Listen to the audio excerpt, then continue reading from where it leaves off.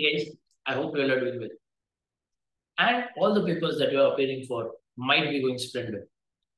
As recently you all appeared for your EBCL paper, today we are going to discuss at length all the questions and answers that were to be written in that particular paper. If we talk about the paper a bit, the paper was quite straightforward, and I'm very happy to say that ICSI has given you a golden opportunity or a chance to score an exemption in this very paper. All the questions were straightforward. Case studies were at minimum. Hence, I feel that it was a scoring paper. If we also add to that, all the questions and the answers that were asked you in the paper were directly from the notes and the things that we had already discussed in the lectures. So if you refer the notes, every question and every answer that you had to write along with it was provided in the notes. Along with that, let's quickly dive into the solution for the FEMA portion, that is part 1 of your paper. Over here, I've prepared a list of all the answers along with questions. You can directly refer the same and move forward. If you talk about the first question, it was RBI of India has prescribed appropriate prudential norms for banks in order to strengthen the balance sheet of banks. A simple question from chapter number 1, where you had to mention all the 3 points that RBI has provided, that is capital adequacy, loans and advances, and investments. So if you have written these 3 points along with the details, rest assured that your answer is correct.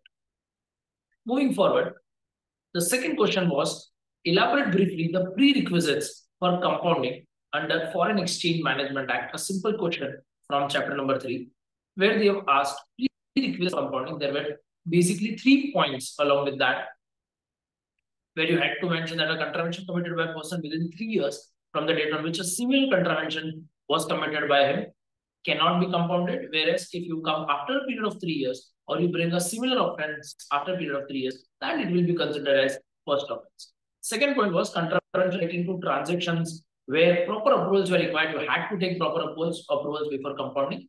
And the third point was the cases of contravention as was having serious offenses, or we can say serious matters, had to be forwarded to DOE. So if you have mentioned these 3 basic points in prerequisite for compounding, rest assured that your answer is correct. Moving forward, another question was, discuss the provisions where central government may call for and examine any proceedings under the Foreign Contribution Regulation Act.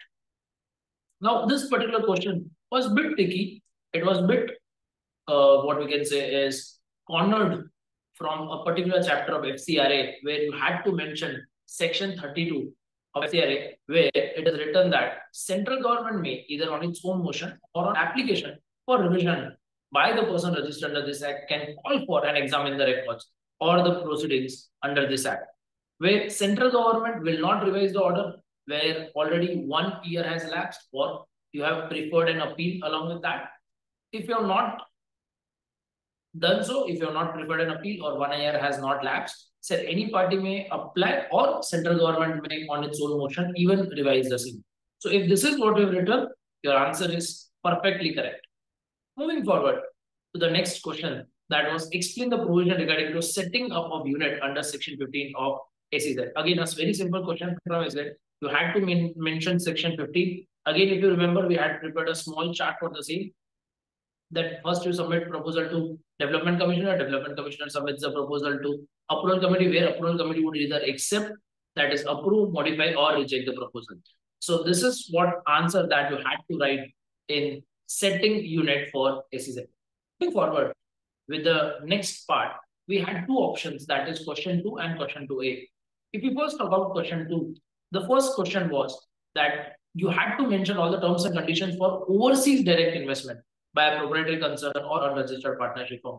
If we talk about that in details, there were basically 4 scenarios and 5 points that you had to mention in the particular answer. Where a professional registered partnership firm should be a status holder, it should have been KYC compliant, and it should not have received any advice from DOE, CBI, or IT department.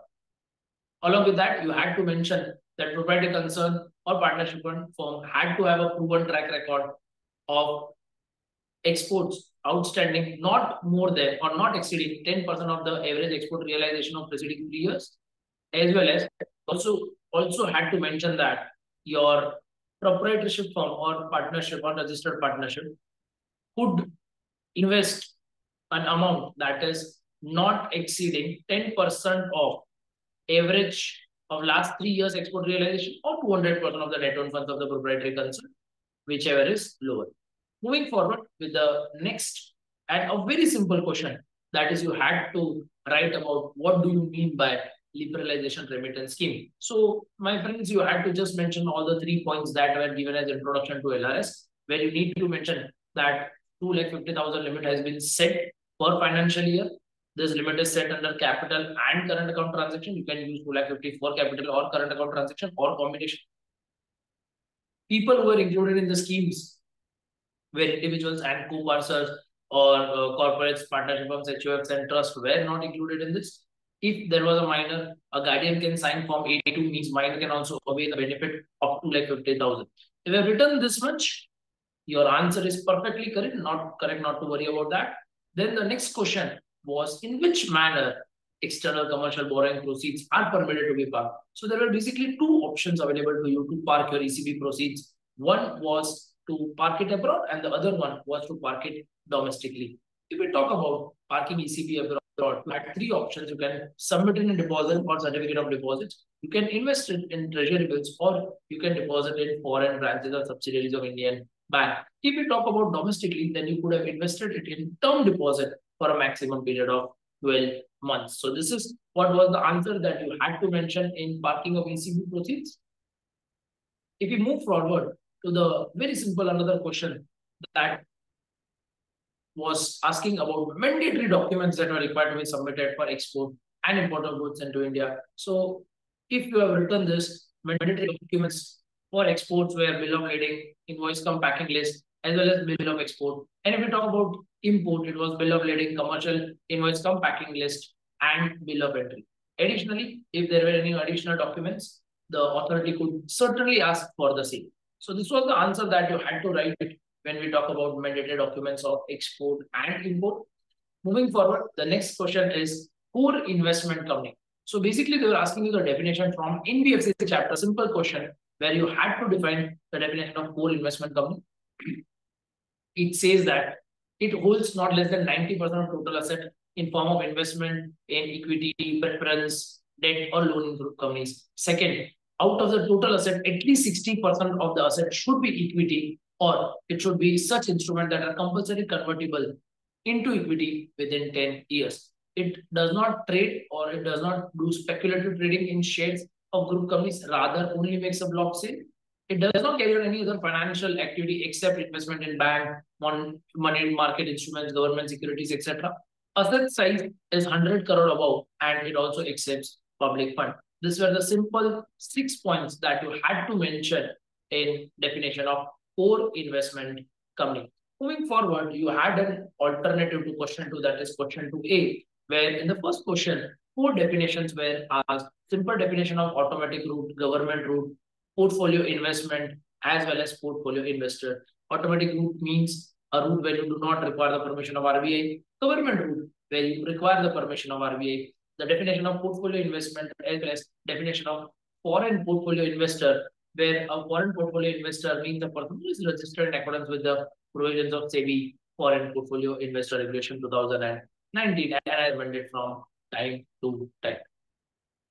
Moving forward, you had to mention 4 provisions relating to eligibility of service export from India scheme as per the foreign trade policies and procedures. 4 provisions related to eligibility of the service providers. So if we talk about eligibility, service provider of notified services can be rewarded if it is providing services, that is supply services that you had to write.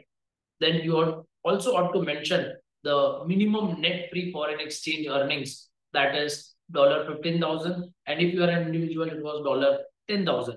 Moving forward, payment in Indian rupee for service earned is also qualified under the same. Net foreign exchange had a definition, that is gross foreign exchange minus total expenses. And last is, if the IEC holder is manufacturer of goods and services as well, then foreign exchange earnings total expense should be taken into account. This benefit would be availed by service provider if you have an active IEC. So if you have written any 4 out of those provisions, then you would get your marks. If you have mentioned more than that, not to worry, yet you will get your marks. Moving forward, state the provisions relating to Reserve Bank of India regarding reserve fund for NBFC. If I talk about reserve fund, we had to mention section 45 IAC, another simple question from the NBFC chapter, where a sum of not less than 20% of its net profit every year as disclosed in profit and loss account before declaring dividend has to be maintained with as reserve fund with RBI by every NBFC, and you could also withdraw the amount by taking permission or reporting it to RBI within 21 days, and you can also extend the same period for 21 additional days. Moving forward, there was a simple definition that was to be answered with reference to financial commitment and Indian party. If we talk about financial commitment, any person who is resident in India, financial commitment by a person resident in India means an aggregate amount of investment by ODI, debt other than OPI, and non-fund based facility or facility extended to all foreign entities. And if we talk about Indian party, you had to mention company, body corporate, partnership firm, LLP, any other entity notified by RBI. So if you have mentioned this particular two definitions in this answer, your answer is perfectly correct. Moving forward with the last part of the paper, that is explain liquidity adjustment facility, marginal settling facility of RBI. Again, a simple question from chapter number 1, where you had to mention all the definitions that were given, and from that, marginal standing facility under scheduled commercial banks to borrow additional amount by diving into their SLR, obviously through a penal interest rate, and liquidity adjustment facility that RBI uses in order to maintain or inject liquidity in the market. These were all the questions that were provided to you in part 1 of him. I hope you were able to answer all of them correctly. And thank you so much for watching this video. Bye bye, and all the best for future papers.